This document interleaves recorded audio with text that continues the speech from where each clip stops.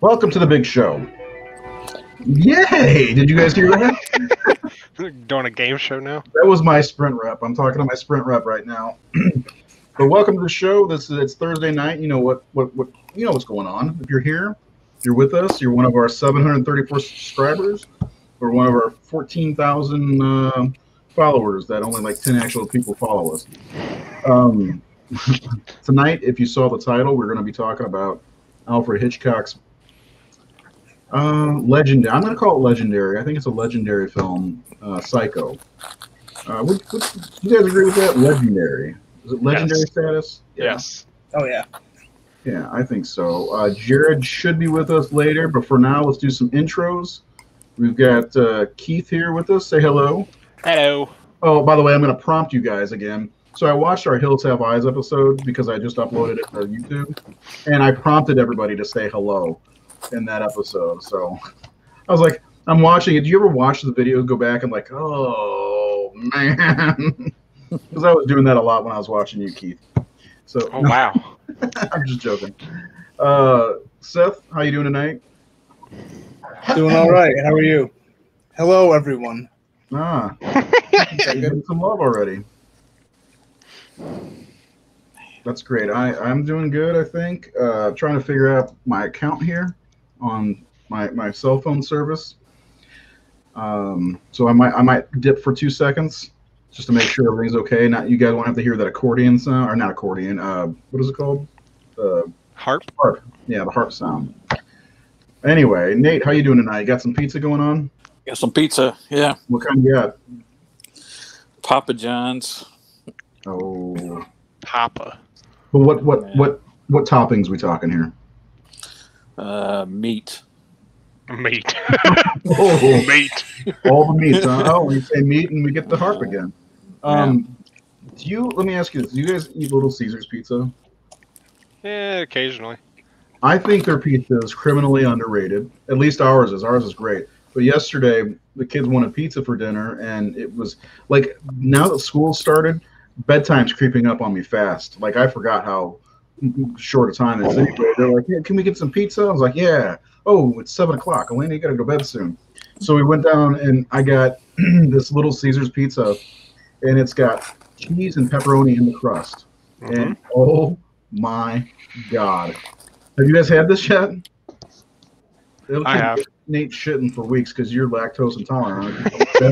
No, I'm not. I got. I'm allergic to the casein in milk, so I don't shit. I get scratchy throat.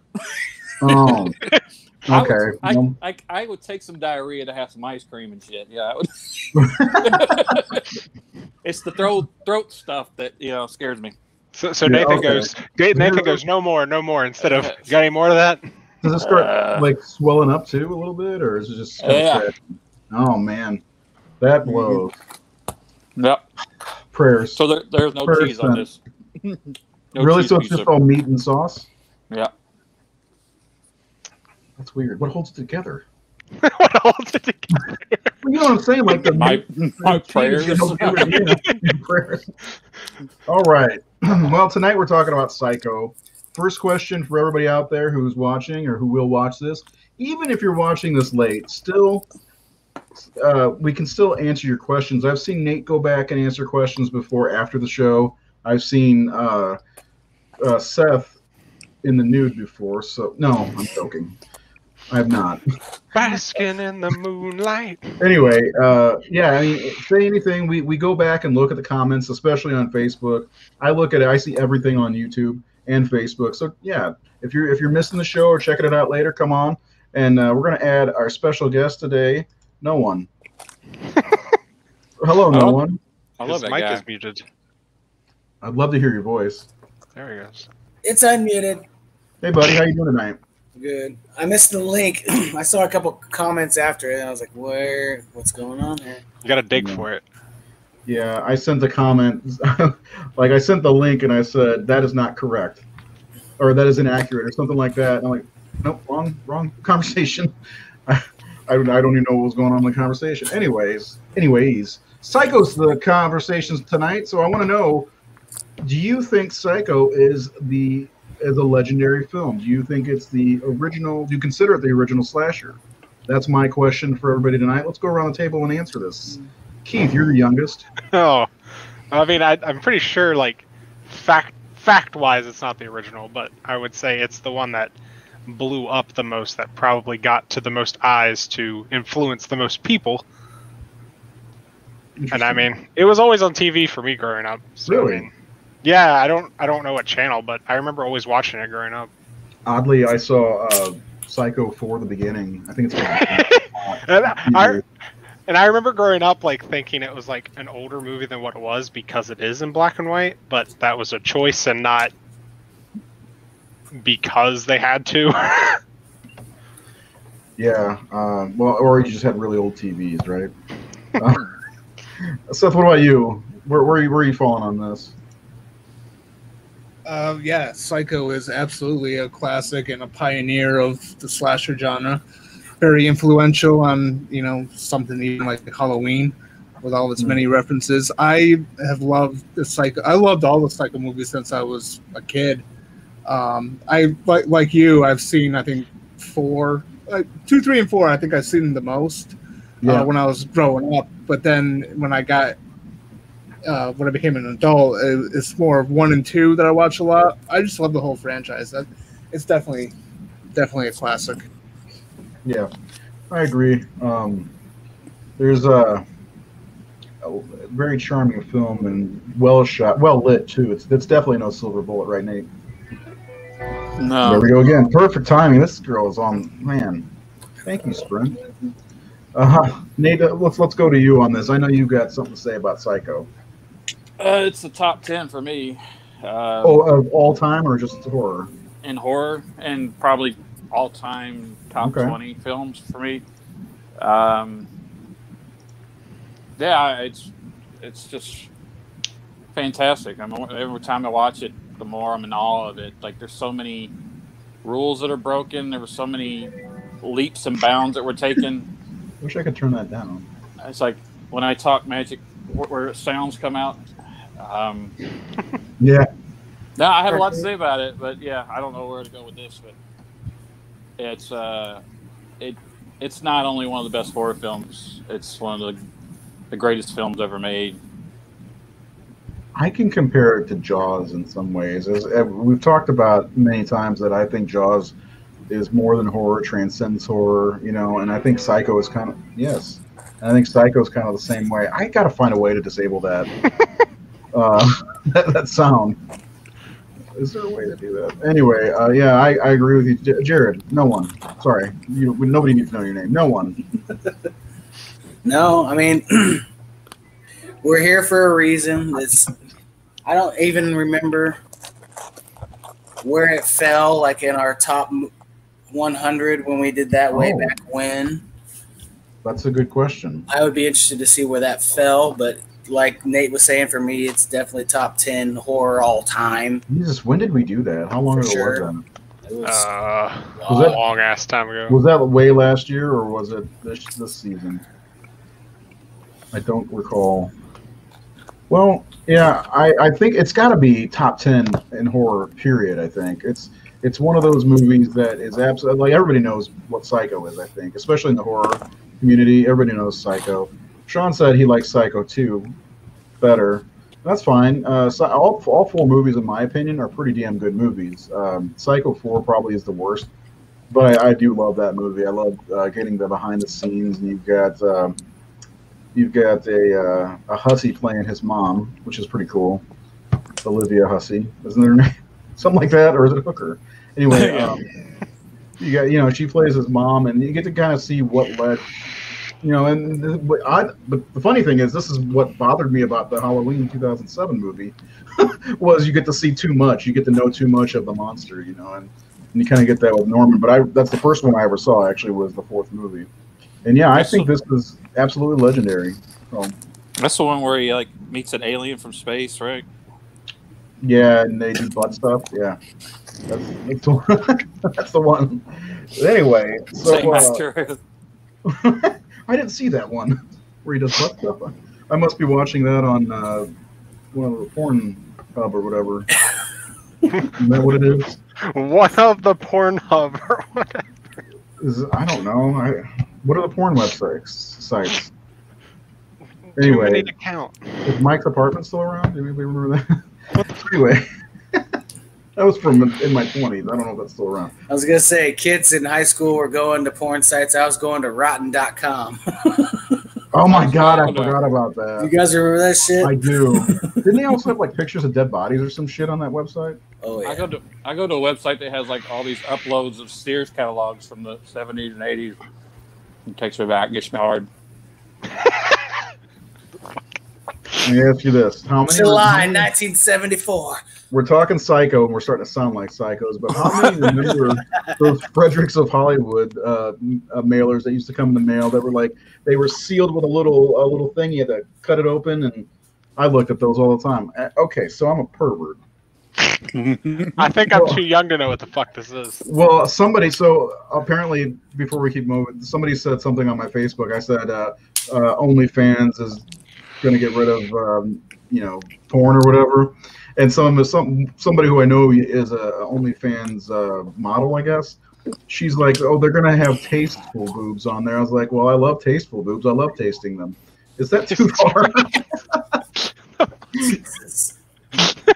I mean, it's true. I just told my friend Tita the other day, I was like, if you don't have a handful of boob, you're not living. So, I don't know. Anyway. This just in, we've been canceled. 9 months from now, we'll get canceled. Right, yeah. 9 months from now, I'm going to get your Psycho video has to be taken down because you said boob in hand. Maybe I'm talking about myself. I'm kind of a boob, right? So let's go back to Psycho. Before I get unfriended by every female on earth. Actually, I'm not friends with all of them. Anyway, so let's where do we want to begin with this one? I mean, we all love. You got to start. You got to start with Ed Gein. You want to start? Go ahead, start with Ed Gein. I'm going to read my messages from my Sprint person. Hey, by now, all you horror guys and girls know about Ed Gein, hopefully, because the genre owes so much to this wacky, crazy guy. 1957, Plainfield, Wisconsin.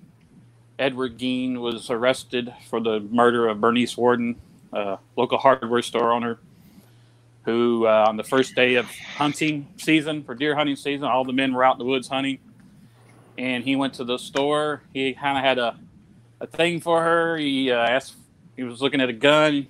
He loaded it, asked for something else, and he shot her in the back of the head.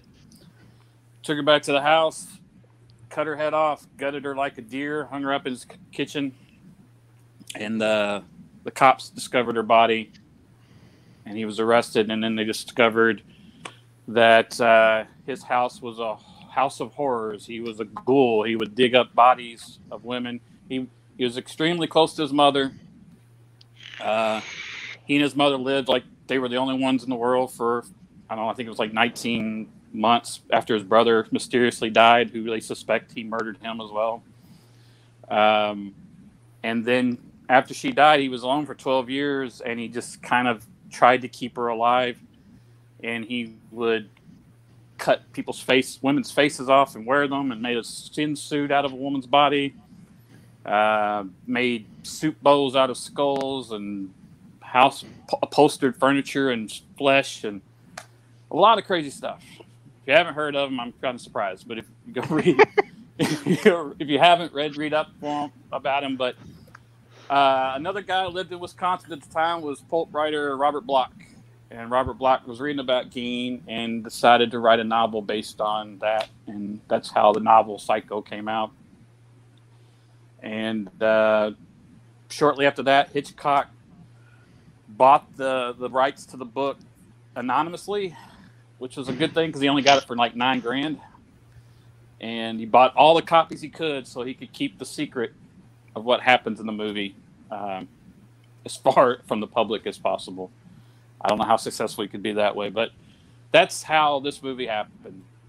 Is that little creep in Wisconsin murdered a couple women and inspired Leatherface and Norman Bates and Buffalo Bill from Silence of the Lambs. Take it away, Jared.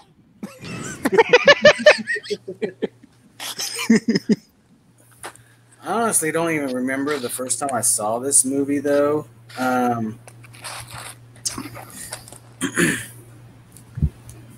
So when I saw it, I didn't realize, Janet Leigh was, she was a pretty big actress for her time and place when, when this movie came out. And so everybody was like clamoring to go to theaters. This is, a suspenseful murder mystery movie with Janet Leigh in it. We follow her around for a little bit after the shenanigans at the bank. And, if you're watching this episode, you've seen it. So, I mean, there's no spoilers, It's 61 years old. Some old-ass spoiler alerts. We're going to have spoiler alert, yeah. Some man's going to show up with a letter from Dr. Brown. It's like spoiler alerts. I mean, there's a reason Wes Craven used Drew Barrymore in this same, facet in Scream, Yeah, well, she was a bigger actress at the time. Use your highest billed actress and just fucking kill her right the fuck off. And I think back then that was probably what had the hugest impact on the movie. It's like, oh my God, she died within the first 25 minutes of the movie. But then it just keeps going and going and going. I'm sure we'll kind of come back around to like the second and the third act of the movie. But I mean, for the most part, people just remember the first 30 minutes of the movie just because of how impactful that shower scene was when she stops in at the Bates Motel. It's way better than the remake, I will say that.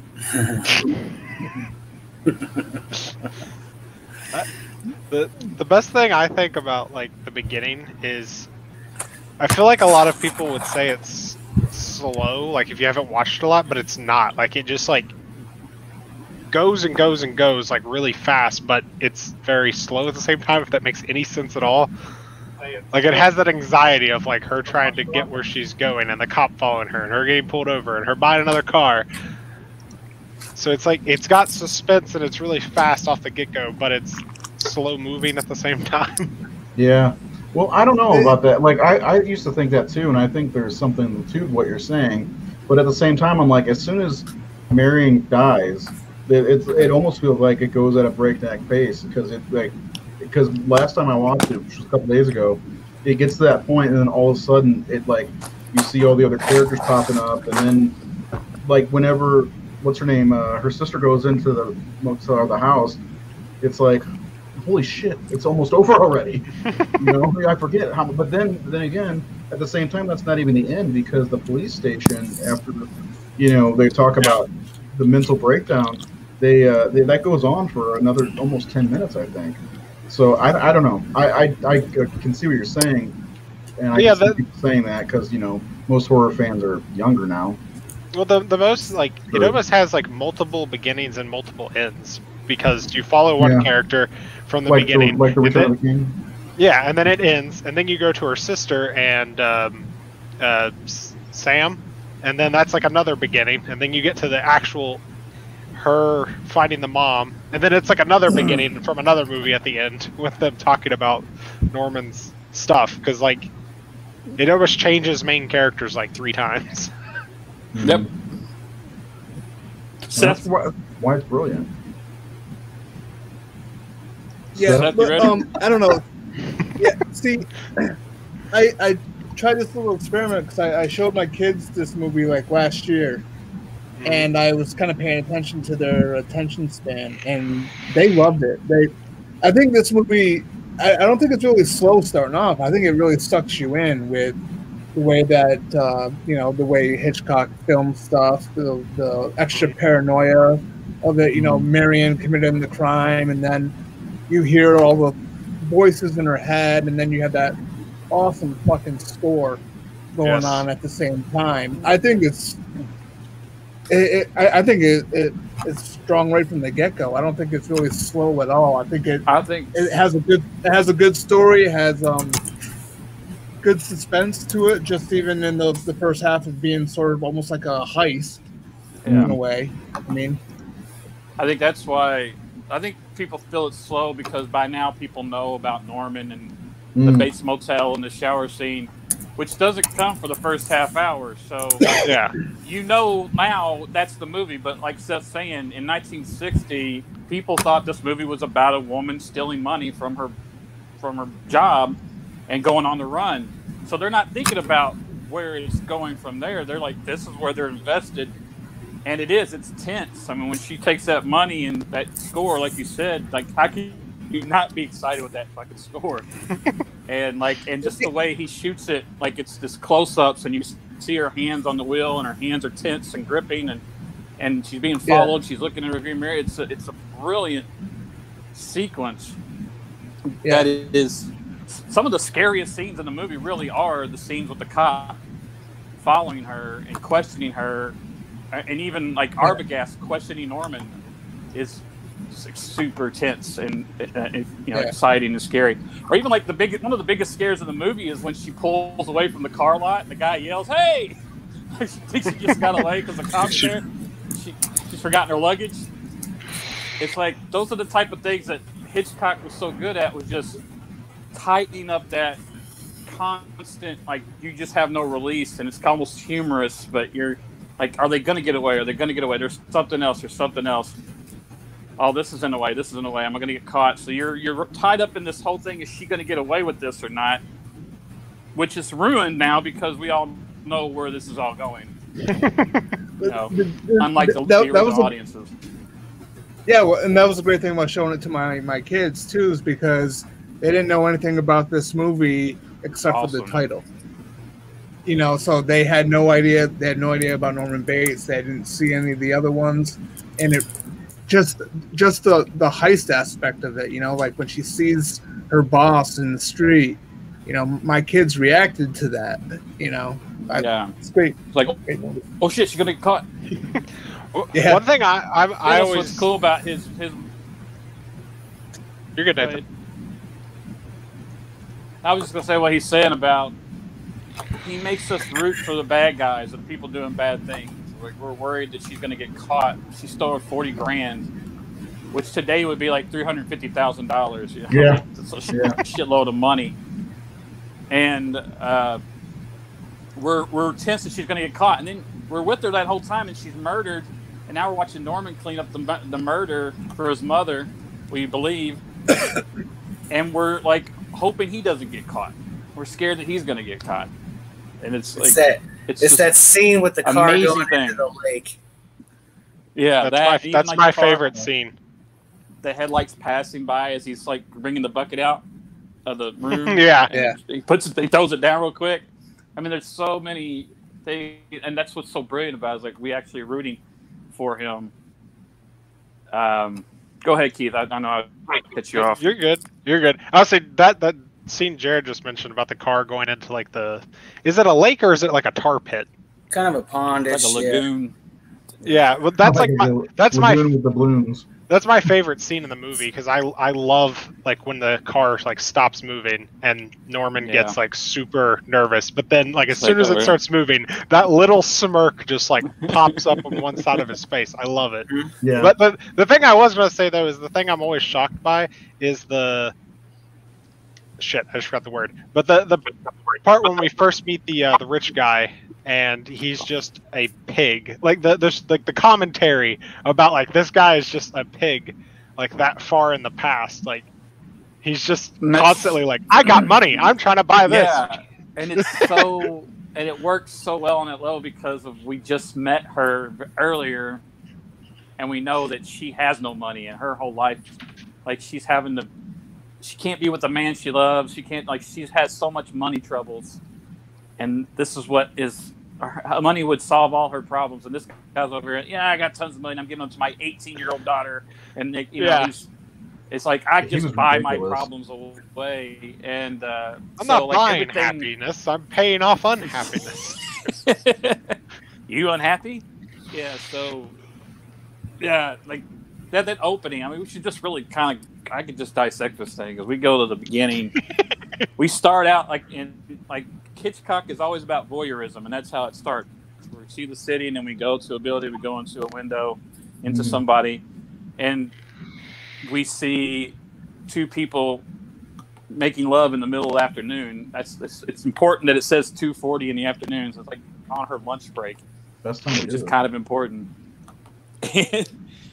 And then we're seeing this whole situation, and she goes back to her job, and like, so now we get it. We get the temptation. This guy's an asshole. Here's my answer to what I want, this money. And it sets up just like a regular thriller crime film that Hitchcock was known for.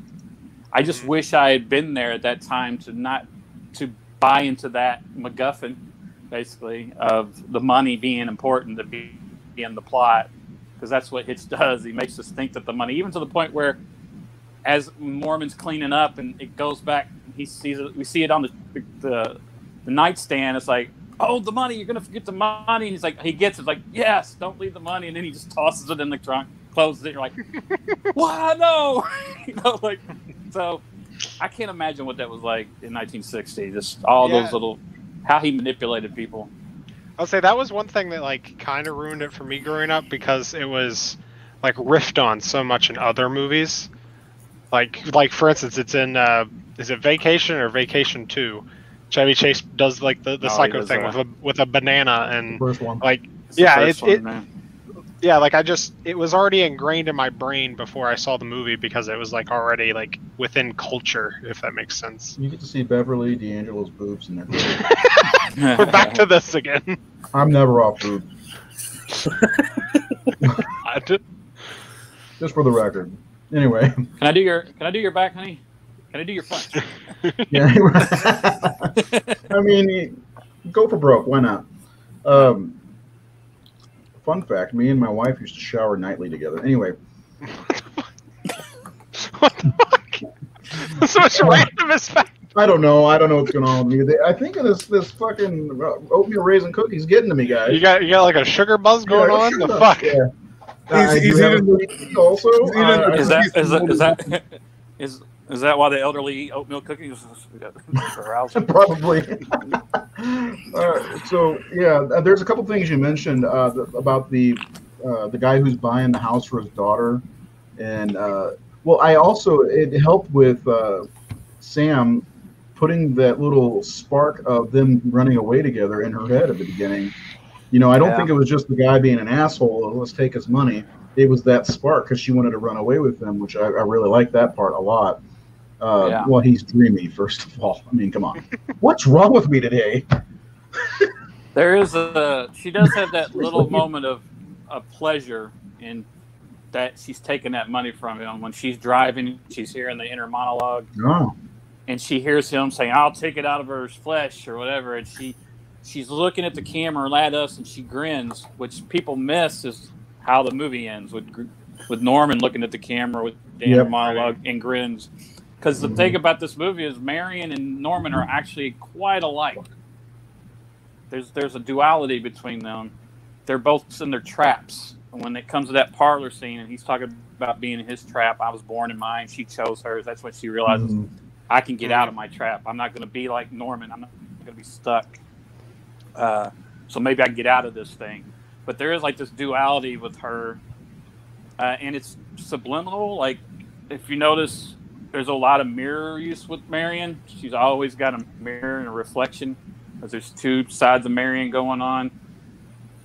When we meet her in the beginning, she's wearing white underwear and has a white purse, but when we see her about to leave, she's got black underwear on and a black purse.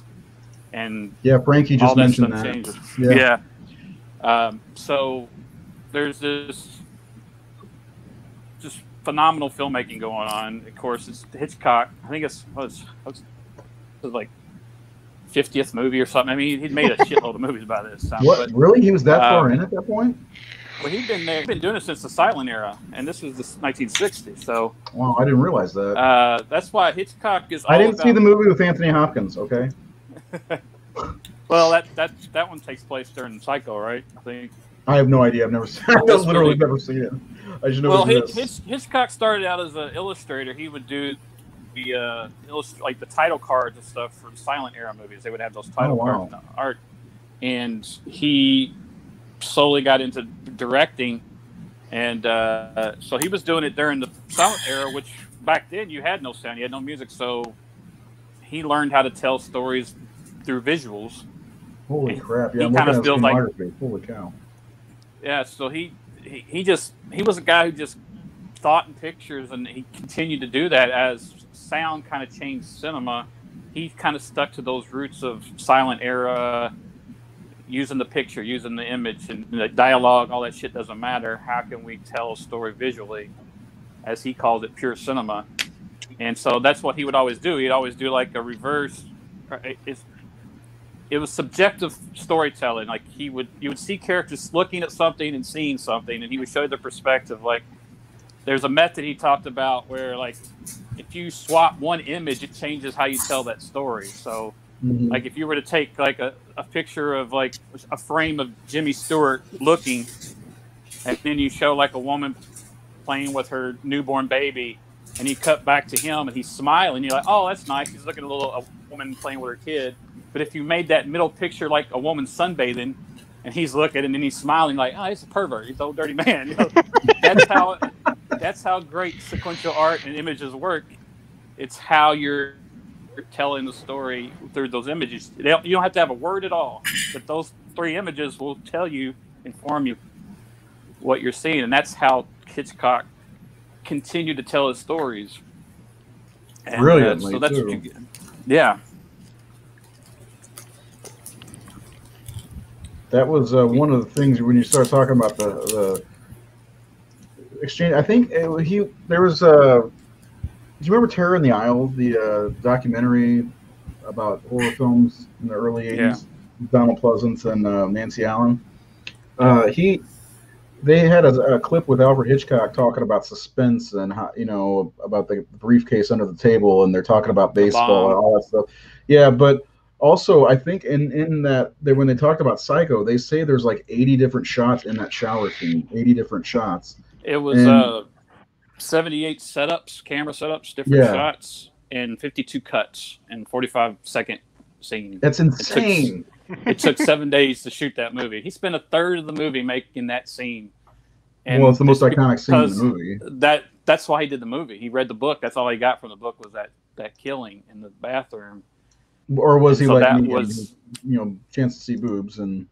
Oh, that too. He was a pervert. He was like so much of like Hitchcock was totally putting sexuality and his perversions into his movies. He was always in love with his actresses. He was always like David Fincher even talked about it on the Truffaut Hitchcock, that Hitchcock was the first director who's like, fuck it, I'm just going to let you see who I am, at a time when filmmakers weren't that way. That's why his movies are eternally his movies. Like they just stand out because he put his personality and his perversions and his thoughts into it. You watch something like Vertigo, that's a perverted fucking movie, but it's kind of like who Hitchcock was.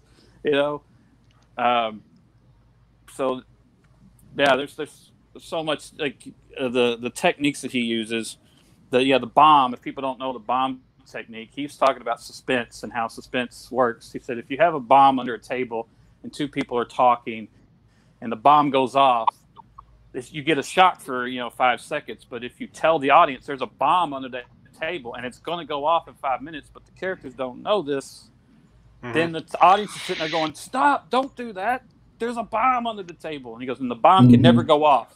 You got to keep making it, just drag it out, make it torturous. Yeah. He said it's kind of like, you're in a roller coaster ride and you're going up and you're going to go, and everybody screams and everybody's excited, but when you get off a roller coaster, you're laughing.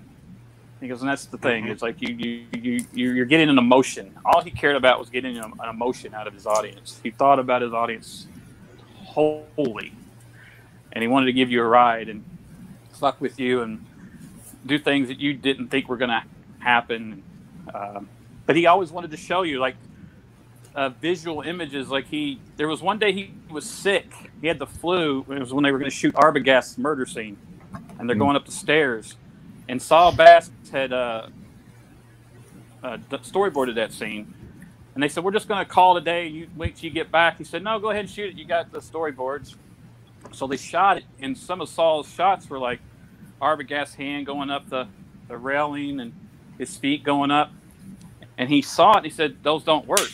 I said, "Why?" Because if you show his hand going up the railing like that, what's that kind of look like? It looks like he's the killer. He's the stalking. Like there's something. Oh, yeah. Just visually, it makes you think that he's nefarious or he's up to no Since good. he's the second one up the stairs, yeah.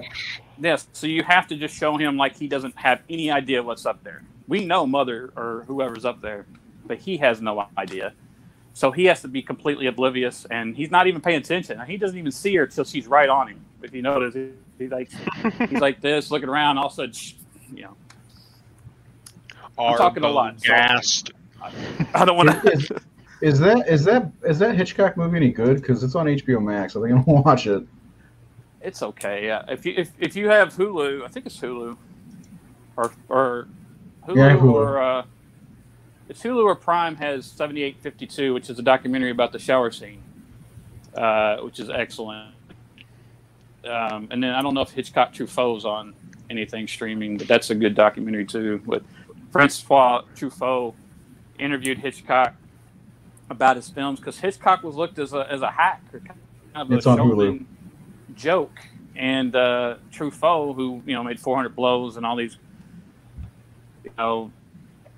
auteur type films, interviewed Hitch, and those guys like the French New Wave people like Godard and all them worshipped Hitchcock. Said this guy's an artist. He's like our god, and it was after that people started taking Hitchcock seriously. What's that one because called? he was Hitchcock Truffaut or Truffaut Hitchcock. I don't know which one comes first.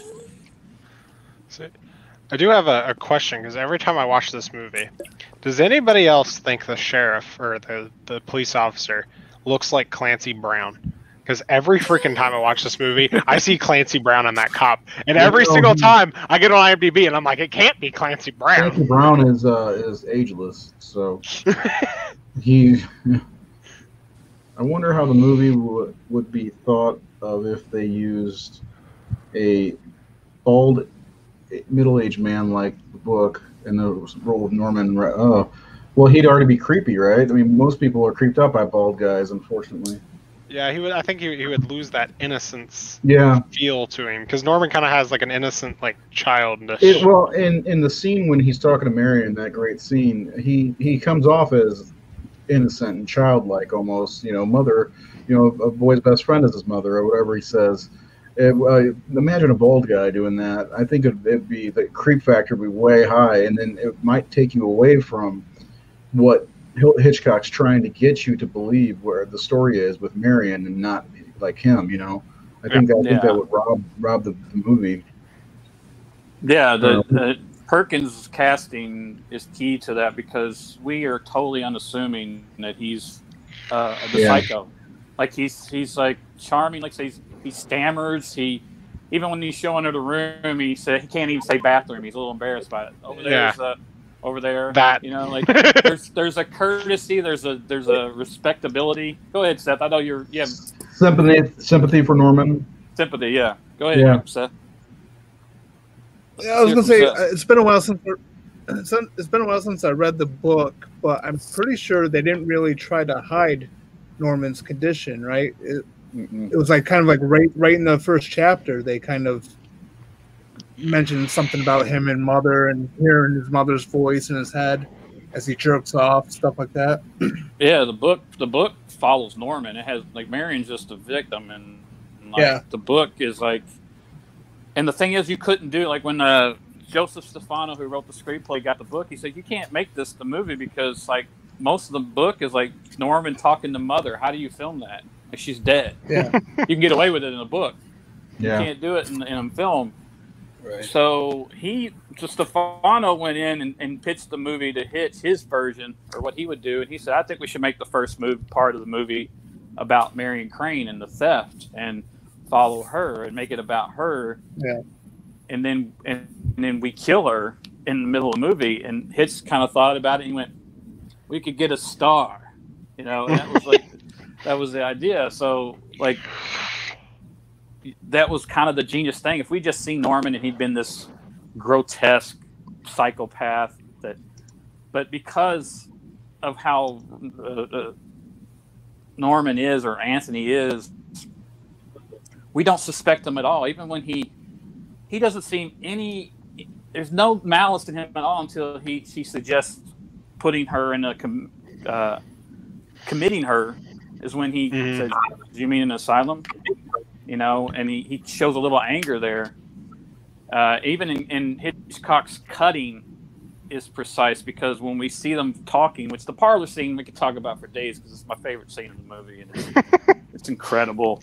The whole conversation, the acting, and the directing, because it starts very easy, passive, like the birds. You know, surrounded by birds. A lot of bird stuff in this movie. She's from Phoenix. Her name's Crane. Norman looks like a bird. He's eating candy corn like a bird would eat. You know, I mean, it's like, and he's got all these stuffed birds. But when he's talking to her, there's these nice medium shots. But then when it cuts to, if I ever heard anybody talk to me like that, and it cuts to this angle of like a corner with the owl looking over him, which the owl is like a bird of prey and a watcher watching him. And like, and then when he gets angry, it cuts to a close up, and he even leans into the shot, like even more aggressive than he's ever been in the whole movie. And then of course he drops back. You know, she's just, everybody goes a little mad sometimes. You know. And Let's say in that scene, do you guys think Norman was previously committed to because of the way he talks about asylums, or he's been there? Yeah, exactly. He talks about it like he's been there, but it's not really told to you, obviously. Yeah, but who would have put him there? And the police would have known by the, like, I don't think he's ever been there. And maybe has read about them. Maybe he questioned what was going on in his head, because he's been dead for so long. I always think about it because I watched the TV series, which is obviously its own thing. But I think if there was any chance that he would have been committed, it could have been like the new husband that would have sent him away.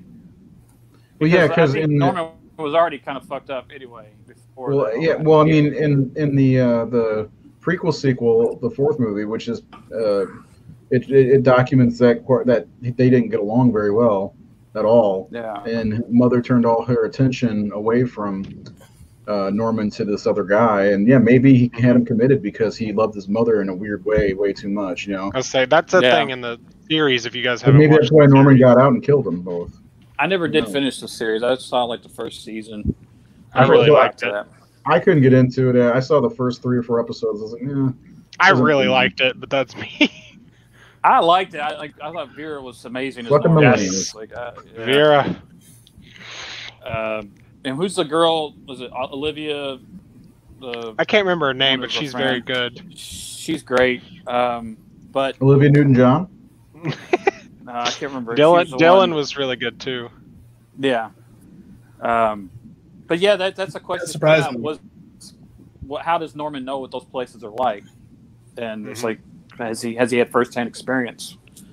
So yeah, they never do address it in the movie. Yeah, I always think it's rather a first-hand experience, or he read some article in the paper about some place getting shut down and how terrible it was, or something. Yeah. I wish I could refresh my memory on the book. What is it, Seth? So I wish I'd refresh my memory on the book if I could find my copy of it, because I don't know if maybe it's just something that was in the book, that they addressed that. And they just took it as a snippet. Yeah. Oh my God. This was forgetting about the sprint rep. This was his most successful film, which is saying a lot considering all the stuff he made. But this movie made him rich because the studio, Paramount, didn't believe in it, and they gave him a low budget. He actually paid for most of the movie. I think they gave him like 60% of the box office. The movie made $50 million, which would be like, I don't know, 400 something today. He made like $150 million equivalent today. He made a shitload of money off of this movie. Paramount execs were like, fuck. Wasn't it Universal? Yeah, Universal. He shot it. See what happened? Paramount was the company, I guess, that was doing it, but he was working at Universal with his TV show, and he shot it at Universal because he used his TV crew to shoot the film. Because that's why it's black wide. It's cheap because he used his TV crew. Yeah. And actually, before Bernard Herrmann did the score, he hated the movie and he didn't think it worked, and he was going to cut it into two and make it a 2-part episode on the show until the score came in, and he said, "Oh, okay." But yeah, so they shot. What happened was he'd seen Diabolique in '55, and it was a black and white, low budget or horror movie that did really well, and he admired it. So he wanted, and they were saying that out Hitchcock. So he wanted to out Diabolique, and he made this. And I read this funny story today about Diabolique. After Psycho came out, Hitch got an angry letter from a father who said, "After my daughter saw Diabolique, she wouldn't take a bath. Now she won't take a shower because of your film." And Hitch wrote back to him, "Send her to the dry cleaners."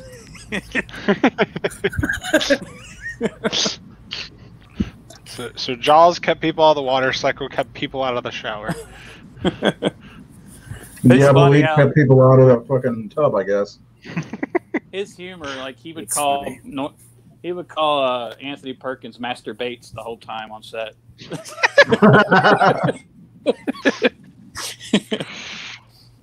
That's good. Yeah. Mm. And he Just called John. He called John Gavin the Stiff, the guy who played Sam Loomis, because he kind of is the worst actor in the movie. He's kind of stiff. Yeah, I kind of noticed that the last time I watched it. And I'm like, did they run out of money? He was forced on him because he wanted somebody else. Really? Yeah, the studio wanted him. But he wanted some other people. So that was one of those situations where it was kind of out of his hands. Yeah, but I mean, he didn't have to worry about carrying the movie. I mean, they put their best actors forward. Anyway, you know what I'm saying? Like, everybody else is tremendous in it. Martin Balsam is awesome as Arbogast. That guy's Arbogast. Can we go back? Go ahead, Nate. Yeah, let's go back. No, I wanted to talk about Arbogast's death and the way that was shot and how amazing that looks. Him going down the stairs, a slash across the face, and how awesome that shot is. Because I don't think I've ever gotten to talk to anybody about that. The bird. Oh, the scene where he gets killed. That scene scared the shit out of me because with that music hitting as she comes out the door. Yeah. Totally got me because I knew the shower scene was coming, but I had no idea when I saw the movie. I like the way that part's shot too, where it's kind of like above view. Yeah, God's eye view of it.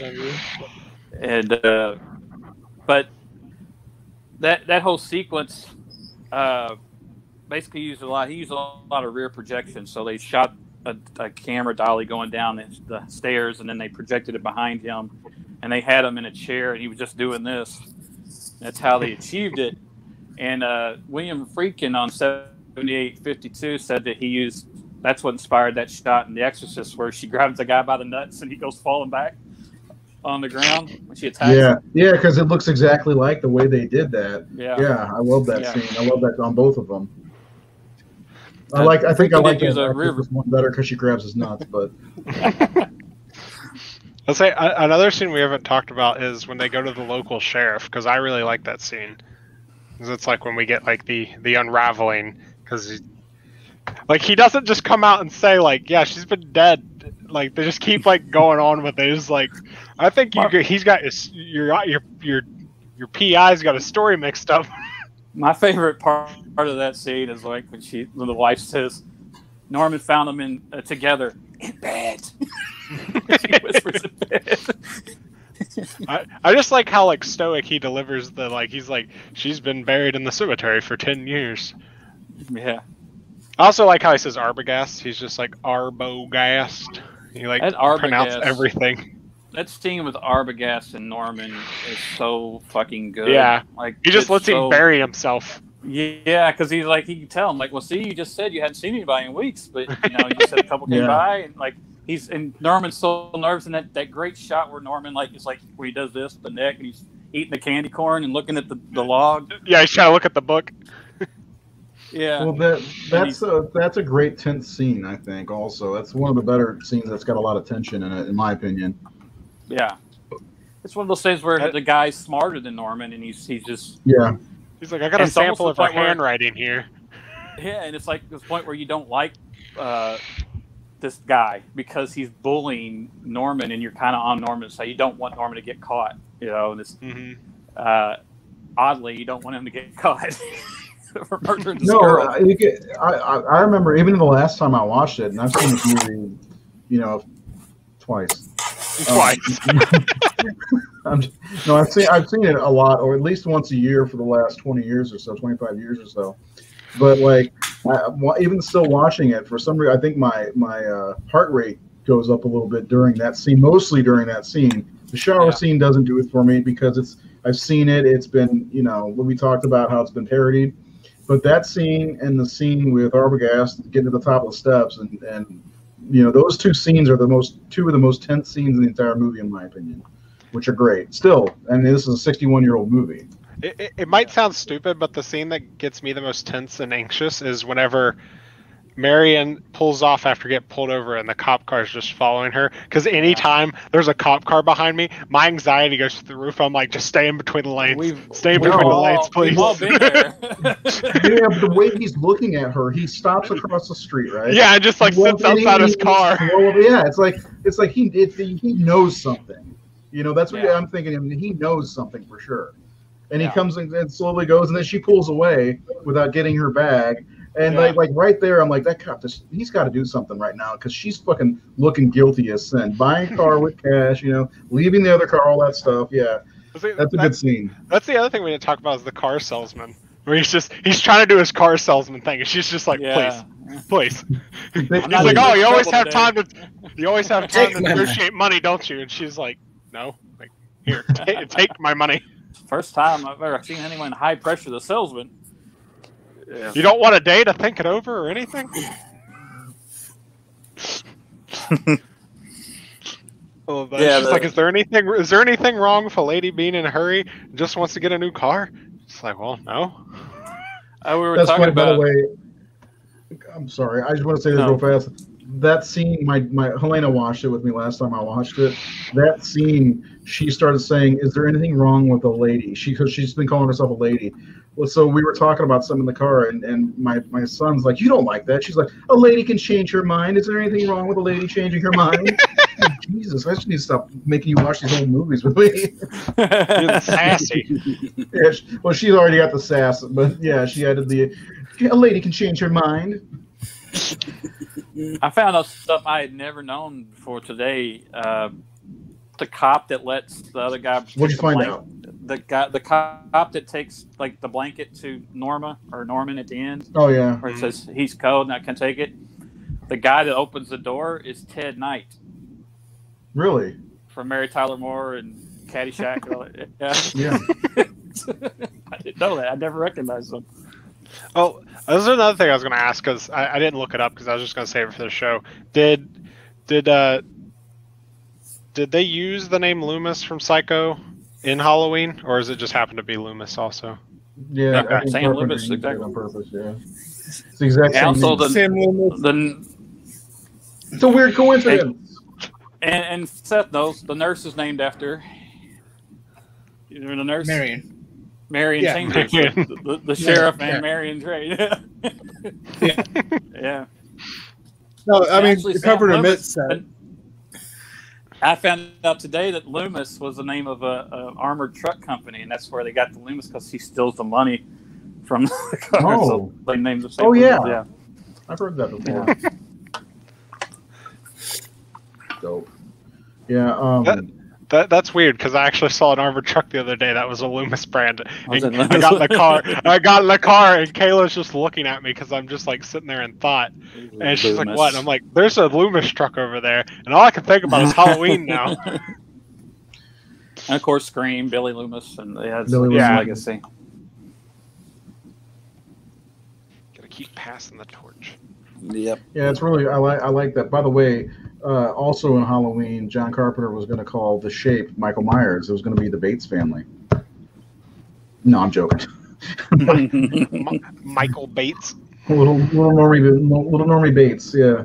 He killed his sister. No, I'm just joking. Can we talk about the final scene for a minute, because that's my favorite scene in the entire movie. First of all, I like how they explain the cops are all sitting around explaining exactly what's going on in Norman's mind and his mental break and how his mother's been buried and all that stuff. But even further, they go in and they start that tight shot on Norma, and he's like, look at the fly. They'll think she won't even hurt a fly, Am I breaking up? No, you're good. Okay, I see a little twitching going on. That's a twitcher. But that's, to me, I know that the shower scene is the most iconic scene. Arbogast's death is great, and even the wig pulling off of, or they turn around Norma's corpse, and those are all great moments. But this has got to be one of the best moments in the movie. Am I alone thinking that, or what do you guys think? No, it's good, mostly because good. Oh my God, it's great. The dialogue is great in it. I think is the biggest part. Or the psychiatrist? Psychiatrist, yeah. Like the way he's explaining it is very clear, and he's explaining it to the audience as well as the cops. Yeah, he does a phenomenal job. And the thing is, go ahead, Seth. You had something. No, all I was gonna say is it's kind of unconventional to have such a huge exposition dump at the end of the movie like that, Yeah. But film-wise, that is the most problematic scene in the movie. It's a scene that a lot of critics hated, a lot of filmmakers at the time, or even the ones after hated that scene because they felt that if you explain it, it just steals away the power of the movie, and the movie should have ended with Norman being wrestled down by Sam. I kind of agree with it, but Hitchcock was not a fan of that scene himself, and the only reason he only knew a little.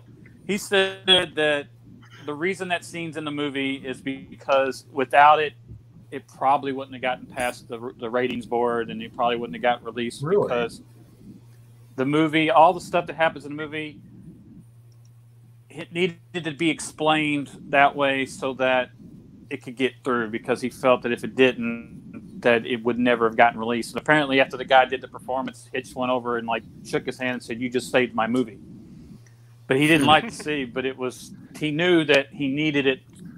It even goes there's little things like that, Truffaut talked about in the book, the scene that Keith likes, the sheriff scene, the cop scenes at the church and all that he didn't like those scenes because they slow the movie down, which they do, and they're exposition, like Seth talked about. They're just kind of exposition scenes, which Hitch usually avoided.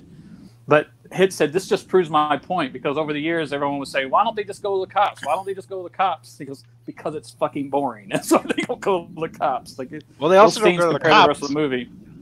Well, they also don't go to the cops because they don't want Marion to get arrested. They want her to give the money back. They explain that in the movie. But I'll say and not just these movies or Psycho, but any movie generally. Why don't they just go to the cops? Why didn't they just do this? Why don't they do the logical thing? And Bogdanovich joked. He said, John Ford people used to say, why don't they just shoot the horses in Stagecoach? He goes, then the movie would be over, of course. That's why. Right. There'd be no chase scene. Yeah. Yeah, but as far as that ending goes, though, as far as show don't tell, that would be so much material. It would just be another movie. So I kind of understand why they did it the way they did it. As opposed to it's the idiots that run studios and make those decisions. Because even they said that the studio had a problem with the word transvestite because they thought it was something dirty, and he had to explain, no, this is what a transvestite is, a medical term. Oh, okay. I thought he was trying to slip something in dirty. Right. Well, I'll say I also don't know how much people knew about that kind of diagnosis in the time period when the film came out. So I feel like it might have also helped the audience as well, because we can't you couldn't just Google all this shit and do your own research. But my favorite part in that scene, though, is whenever the psychiatrist is talking about how Norman was attracted to her and aroused, and he like gets in Marion's sister's face, and her eyebrows just like raise. She's like, "Oh." There's those little sexuality things. How, like when she goes into Norman's room and finds that book, it's a pornographic book. Like I didn't know this until a while back, but pornographic books back then looked like that. So that's what she's looking at. So she's seen this little boy's room that's still the same way, but he's got this porno book in his room as well. To kind of juxtapose that, like the audience doesn't know that, or they could know that, but it's not. We're not seeing what she's looking at. Yeah, back then they might have known that. Yeah, they may recognize that. Oh, that's a dirty book. I know exactly what that is. I got the same issue. That's a carryover from the novel too, because wasn't that a thing in the book too, Nate? Like he was always reading or always looking at the porno mags and stuff like that. Yeah. It would be kind of interesting to see you want to talk? So it'd be kind of interesting to see like an actual film adaptation, like directly of the book.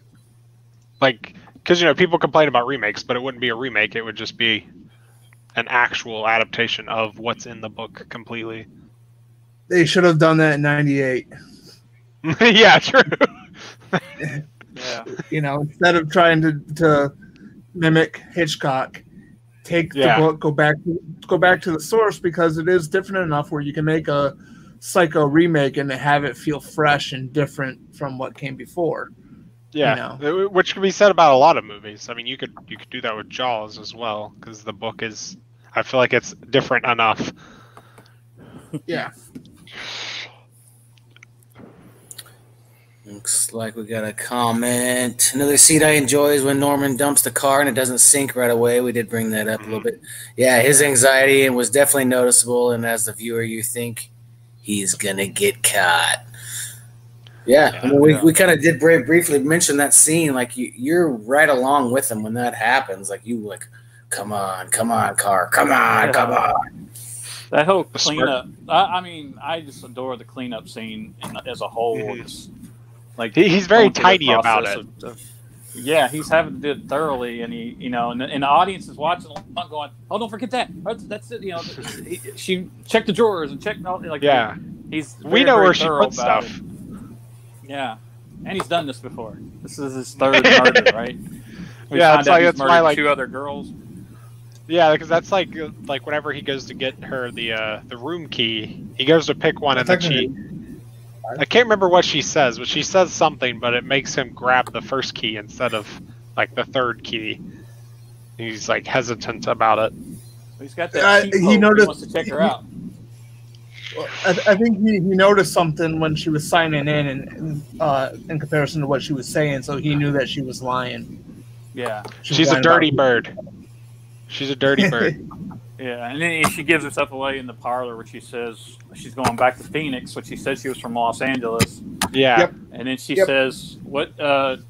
Marion says Crane." He goes Crane, and then she'd written Samuels instead. So he knew she lied, and then he texted her out to the peephole. And another little detail of art direction of the painting that's on over the hole is of Susanna and the elders, which is these 2 older men watching a woman bathe, and it's basically a rape thing. It's like it's a naked woman with 2 older men around her. Well, that fits. Yeah. All the art direction is pictures of birds on the walls, and again the mirrors. There's always that mirror image of Marion to show you that there's 2 sides of Marion. And I know we touched on it a little bit, but the score in this movie it's one of the best scores. It's got the same thing as like with Halloween. Like it's instantly like memorable. Like what it's from. Yeah, Bernard Herrmann's score. It's all strings because he wanted to kind of strip it down because the film being black and white. He said he wanted to do a black and white score, so there's just string instruments in that score. And yeah, like that we've talked about stuff that symbolizes the genre. We've talked about Jason's hockey mask and how that thing. That is part of horror. Yep. Like, this is a symbol of horror, and but the movie also is credited for being kind of the ushering of new horror and the new way of horror, because everything before this was Transylvania, Dark Manners, yeah. Yeah, it was all I mean, right before this, Hammer was launching their Dracula and Frankenstein movies. Yeah. Yeah, but there is still gothic horror in this, because we are watching a traveler on a rainy night come to an old dark house. Yeah. And the house is kind of, and the way the house is shot, like, you could almost picture it as a castle. Like, it's shot from way down low, so it looks big and tall, creepy looking. You got the vertical house and the horizontal hotel. The hotel's very flat and horizontal. Mm-hmm. And plus, it's up on a hill, kind of like Dracula's castle is up on a hill. Versus, another silly thing I always think about every time I watch this movie is how much of a bitch it'd be to carry groceries into that house. A lot of stairs. Yeah. Like, no wonder Norman's so fit. Well, I mean, he's one of those. He's one of those one-trip men, and he's got to go up all them damn stairs. He's got all the bags. Yeah, and they're paper back then, probably. So he's just. Is there anything else we want to touch about Psycho, or do you want to? Well, you want to talk about the sequels? You want to talk more about the shower scene, because we kind of just say, "Hey, y'all know about it," but I mean, everybody knows about it, but it is one of the most iconic scenes in horror. Period. I really would rather talk about the 1998 remake. How great that is! Jesus, let's do that. No, I'm joking. Yeah, let's talk about the shower scene. One of the cool little details, like I said, it took 7 days to shoot it, but like that shot of the shower head and the water coming down, like how do you do that without getting water on the lens, right? Because it's coming right at the camera. They built a 6-foot shower head to do that, and the jets in the jets in the middle were not spraying water, so it was going like a cone around. That's how they achieved that. And he would do that sometimes. He would build extra large glasses in a shot or something, just so you could see it and emphasize on it. And he would do things like those little tricks like that, like make a glass floor so you can see somebody walking, or the movie where Cary Grant's carrying the milk or the drink up the stairs and it's dark, and he put a light bulb in the glass so it lights up and illuminates the thing. So that's not like no one has any idea that camera, that shower head is 6 foot wide. It just looks like it fits all those changes. But that scene, just to spend days on 45 seconds of film is it definitely was his centerpiece and his masterpiece of it. And but there's also some flaws in it, because there's a couple jump cuts in it. It goes from like a similar shot, but I think it's all part of the disorientation of it. Yeah. It is very, very cutty. And he had to cut away at the end where she's that brilliant shot of the water going down the drain, and that eye and that spin, and her sitting there, and they had gotten it, and Hitchcock's wife said, "You can't use it." She took a breath. So right before it makes that move to the money on the table, he cuts back to the shower head because he had to cover that up. It was supposed to be all one smooth take, but again, it lasts. That's a long time to be still.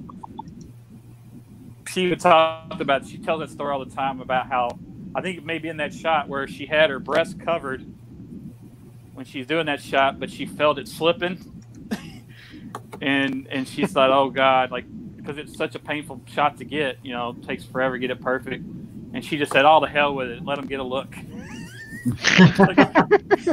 Oh, I wish I would have been on set that day. She said those guys up above. She goes, there were always more guys on set that day, and more guys on set during the opening scene where we're in the hotel room in my bra and panties.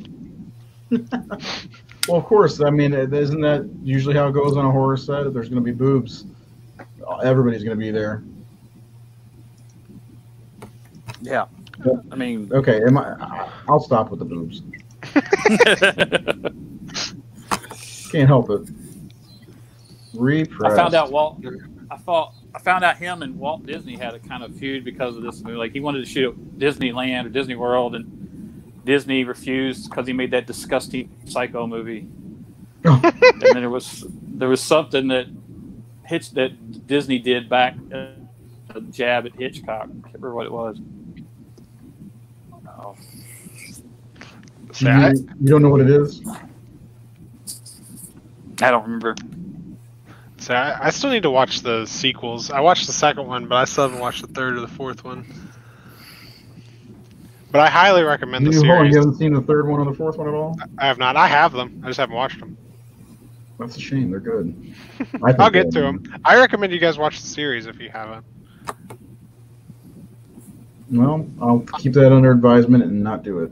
I really like it. Plus, you got Vera in it. Who doesn't like Vera?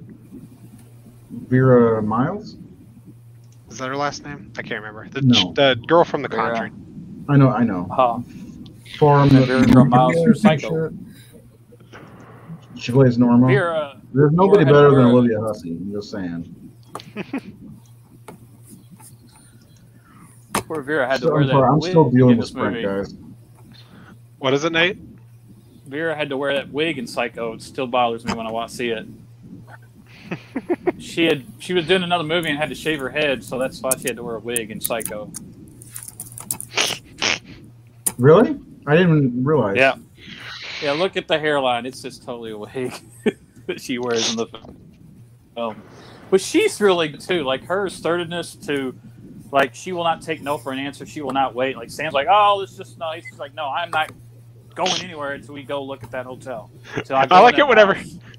I like it when she goes to leave, and he's like, don't do it. And then she goes to walk out, and he's like, you'll never find it. And I'll go back to that ending. Like I showed my daughter it for the first time, and she knew all the other stuff. But when Norman's running up to the house after he's knocked out Sam, and she's like in the foyer, and she goes back to the stairs to go in the basement, my daughter's like, don't go. Oh, did we lose Nate? Yeah, I guess so. And that was Nate and Thomas Milliner, everyone. That was a very weird timing. It was like, don't go in the... Yeah, don't go. I thought it was your mic drop. Same thing. No, the same thing happened last week when I cut off. I don't know what happened. My phone just cut me off. But your phone's like, go to work, damn it. She was like, don't go down there. And but that scene, like, where the way Norman is moving when he's like Sam's wrestling with him, and he's like, oh, it is terrifying. That music and the way he looks. I mean, and apparently I heard that he is saying, I am Norma Bates, or my name is Norma Bates in that scene, and you can't hear it because of the music. Gotcha. In which scene? But it's the very end. In the scene where Sam's wrestling him, where he's dressed up like Mother. Really? He's saying, "I am Norma Bates." Well, I know my subtitles don't pick it up, so. I guess no one knows, but apparently he's saying it. Also, I'll mention like that scene where we talked about with the blanket at the end. I forgot to mention that Perkins was so into that character by then that the crew were terrified to be in that room with him when he was shooting that scene. Like he creeped them out. Legit.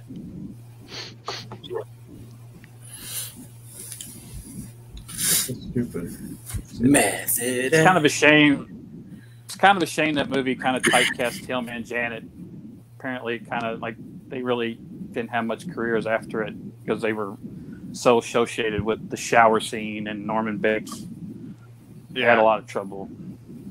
Like it was Hitchcock nice to see her show up in a couple of later movies, like The Fog. Yeah, for instance. But like Anthony wanted to work with him again, but Hitchcock was reluctant because he was so associated with Norman that he didn't think he could use him again. It's a shame. He was a great actor. Yeah. Well, I'm almost done with my Sprint stuff. Jesus Christ. Yeah. You gonna wrap it up? I don't know why it's taking. Well, it's taken so long because I've been talking to you guys and forgetting about that person on the messenger. And are you still there? Are you still there? Are you still there? Oh yeah, I forgot about you. That's how it's been going. So real fast before we start wrapping up the episode, I do want to ask about your guys' opinions on the other three movies, other than Keith because he's only seen the second one. I mean, because I like the second one. I like them all. And Nate, I mean, how are you on all four or all three of the other ones? Has anybody seen the '87 Bates Motel show? I've never seen it. No, the Bud Cort thing. I've never seen that. The sequel, the Cycle 2, is phenomenal. Like it's one of the best slasher films of the '80s that really gets overlooked. Yeah. There's nothing wrong with Part 2 at all. I mean, it's just that it lives in the shadow of Alfred Hitchcock. It's basically all you can really fault it with. Part 3 is very odd. It was directed by Perkins, and it's really different and surreal and quirky. And then Part 4, I remember seeing the night it premiered on like Showtime or HBO. It was like a HBO production. It was HBO. I remember watching it the night it premiered. And I remember digging it. It's like is it Mick Garris? It's like one of the only Mick Garris movies I like. I think. Yeah.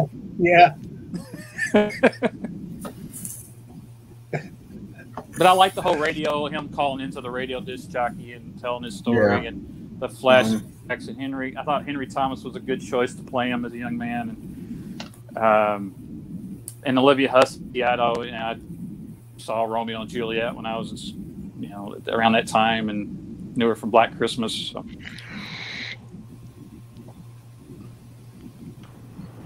Yeah, you should watch 3 and 4 again. I think 3 is a little bit underrated. I think a lot of people say that, and the fourth one are the worst ones. I like them, especially the fourth movie. But I don't know. I like the people playing mind games with Norman and when he hires Jeff Fahey.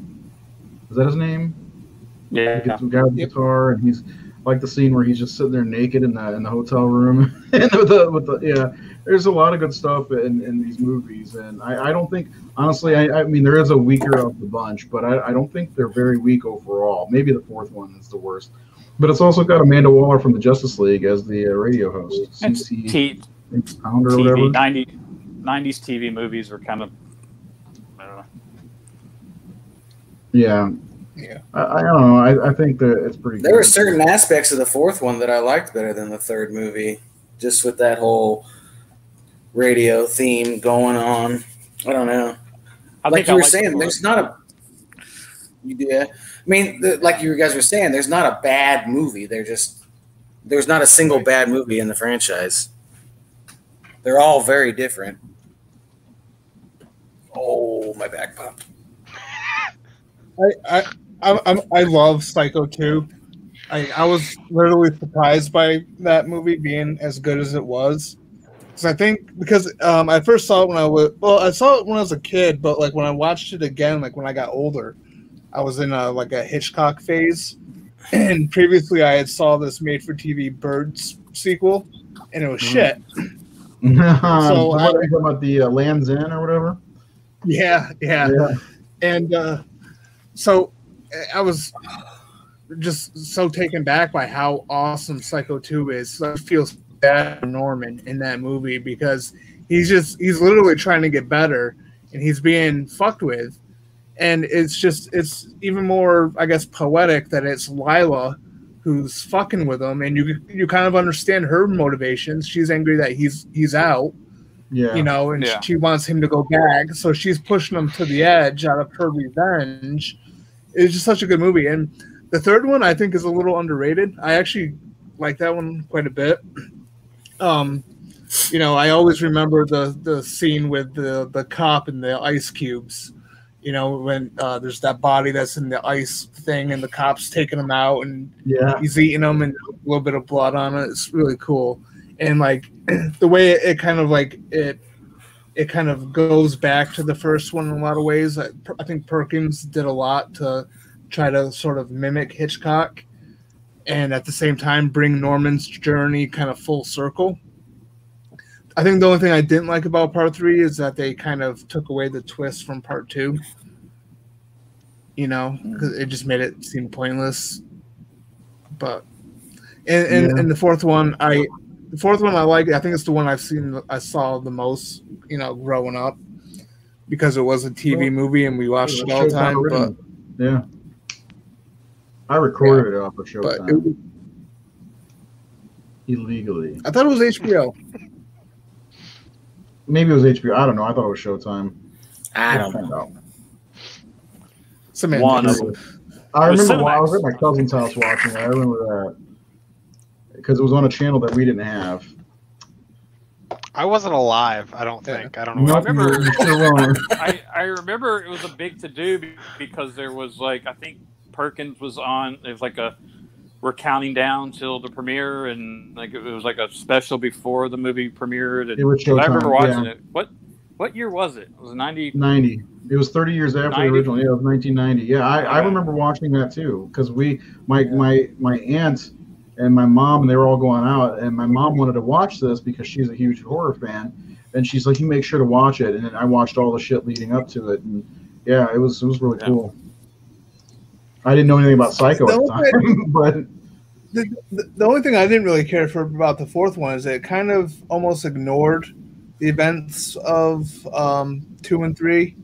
It's sort of kind of glossed over them. Yeah, you know what I mean. It kind of acted like it was a own sequel. Because at the end of the third one, the fourth one's written by Stefano, right? Yeah. Mm-hmm. Sorry, yeah, So you got it's kind of like one of those. This is a true sequel because it's written by the original screenwriter. Yeah, kind of thing, I guess. Wait, so is Psycho 4 the original direct sequel remake? Huh? Is Psycho 4 the original? I know, but I'm saying like now we get all these direct sequels to original movies. Is Psycho 4 the original of those? Was the original one. Oh. We're all talking about how this is a new fad. You're telling me I got to stop playing David Gordon Green. And what's his name? The pervert that did Superman Returns. Bryan Singer. Yeah. I don't know. I know you're saying there, Seth, but I don't think it really like kills. It's not like you can not watch 2 and 3. It's like, oh, we don't have to watch those now. I still think you can find pleasure in a straight path. It focuses more on Norman's childhood anyway, him growing up. 2 scenes from part 2 that made me squeamish as a kid. Vera getting stabbed in the mouth, and when Norman is getting stabbed in the hand. Also, the head dissolved at the end. Yes, good stuff. Go ahead, Seth. Say hi to the people. Just 2 and 3 had some connective tissue, especially with some of the side characters like the cop and I think Robert Loggia's character or whatever.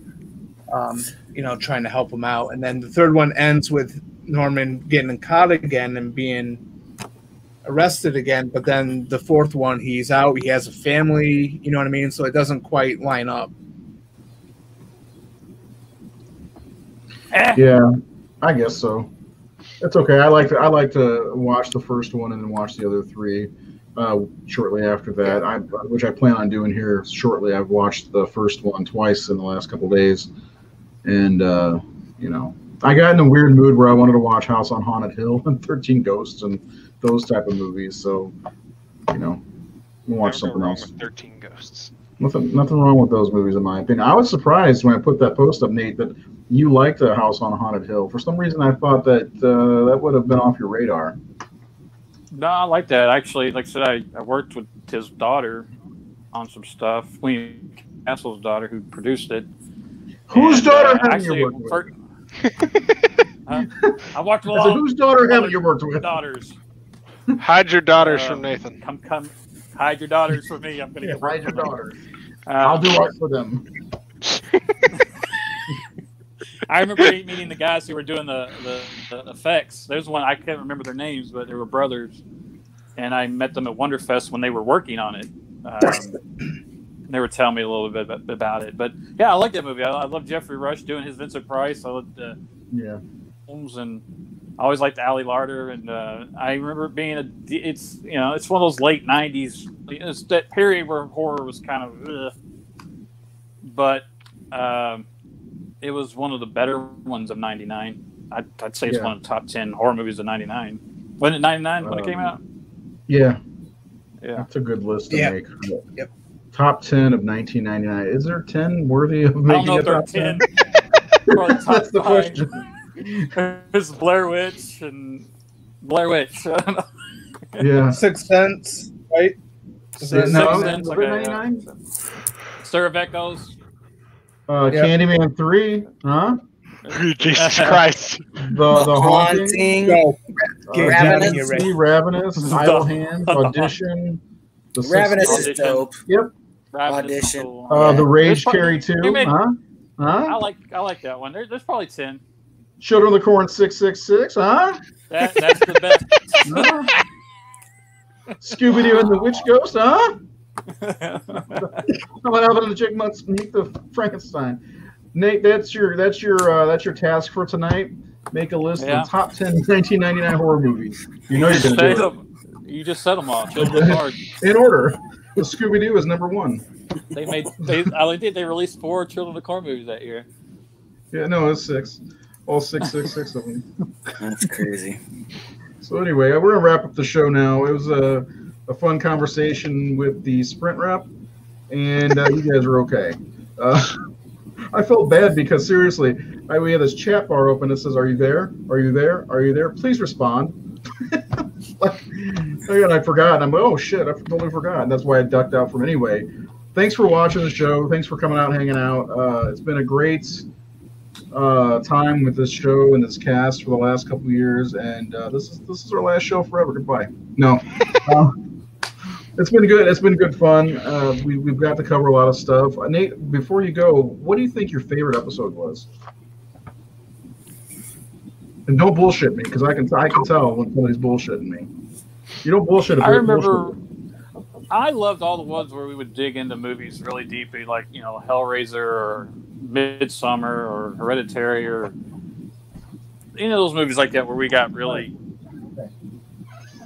cooking with dissecting things. I'm shocked you didn't say High Tension right off the bat. Yeah, High Tension was. I loved High Tension because I got to defend it, I guess. But you did, and I've been defending it ever since that episode because I had to watch it because I've never seen it. It ever since. No. That's Mandy. That movie pops up on Facebook groups. I'm not even joking. Like almost every day, and I'm like, and everybody's like, it doesn't make any sense. The ending doesn't make sense. I'm like, it's not supposed to make sense. You know what you should do from now on when you see that? Go to YouTube, grab the link from our post, and throw it in the. You should seriously. Everything is explained, right? Yeah. I do that, and I'm like, it's explained to you by a psychopath. Of course, it's not going to make sense. Yeah, it is. I mean, Nate is a psychopath. He explains it everything. Yeah. But no, seriously, like I should change the title of the episode to High Tension Explain. Because Nate does an eloquent job, and we do have a really great discussion. I think my favorites are most of it's still the decade-defining episode that we did last year. I'd love to do that again, but what's the point? Yeah. Although we're in a new decade now, right? No. I like the effects episode. I don't remember that. We did an effects episode? Yeah, where we all brought like 5 of our favorite like practical effects. No, I must have phoned that one in. And the last year we did 2 shows a week we probably did like 60 plus shows last year. So some of them. I thought it was fun getting Roberto Lombardi and Kevin Roach together to talk about playing Freddy in fan films because they had never done it before together. That was fun. And just Mark Patton and I really enjoyed Sausage Jensen's episode because he talked about growing up in Hollywood in the 70s. Yeah. It was really cool to hear all those stories. I don't think we had a bad Yes, guest, really. We had some good ones. Lisa Wilcox was on the show. Ken Sagos was on the show, and he was awesome. He was fun, man. Nathan Basil and Angela Goethals. Yeah. I missed that one. Behind the Mask. I can't even talk about it because I wasn't there. Oh. Yeah. Well, that's the day I got in the car wreck. So I totally missed that episode. Anyway, we've got more stuff coming down the line, but tonight we're gonna wrap it up, and we'll I don't know, see you soon, maybe. Anyway, anything else before we go, guys? I'm gonna hit end and cut anyone who starts talking off. I'm good. Jared, anything you want to say? I like you. Jesus You watched Christ. VHS recently? I like that movie. Nate, you like VHS? You ever see that one? Yeah, Oh yeah, segment, we talked about and the I second like one, didn't we? Safe Yeah. Haven episode is Safe Haven, crazy. yeah. The thing I don't like about that one though is it ends with that alien abduction one, and I think they should have ended with Safe Haven. That's just my opinion. Seth, you need to watch those. Keith, you too, if you haven't seen them. Anything you want to say, Nate, before we go? Oh yeah, like so I'm taking a break from the show, and I'm not leaving completely, but like, they were. I loved you guys, and you invited me back, and right when Gray kept inviting me back was when COVID happened, and my movie was like paused, and I had absolutely nothing going on. And I'm like, yeah, I love to talk horror twice a week. That's awesome. So I did, but we went back to filming. My palette, everything's just. I've been really super busy and like working way too much and not getting sleep and not getting rest and just keep it. I only want to come to this show with information. Like, so I like to do my research. I like to prepare, and it just takes a lot. So like, I just need to take a breather, but I'm not done. Like when there's an episode I have to do, I'm going to have to do it. That kind of thing. Like when we do our Dream Master commentary. Hopefully that we've done today. Yeah, how can I miss Dream Master commentary? You can't miss the Dream So, Master but commentary. I mean, you stuck around for it's Freddy's been Dead, cool. for God's sakes. Yeah, but like I said, it's cool, and I keep telling them, like, now, oh shit, there goes the phone. And he's out. I'm out, but no, yeah, like now you guys can talk more, so I won't take all your damn air. Well, no, you have a lot of good stuff to say, and I appreciate that. And yeah, we'll see you on the show soon. Dream Master commentary. Yeah. Definitely. All right. We Night. will talk to you soon. Nate, have a good one. Seth, have a good one. No one, have a good one. Keith, we'll see you.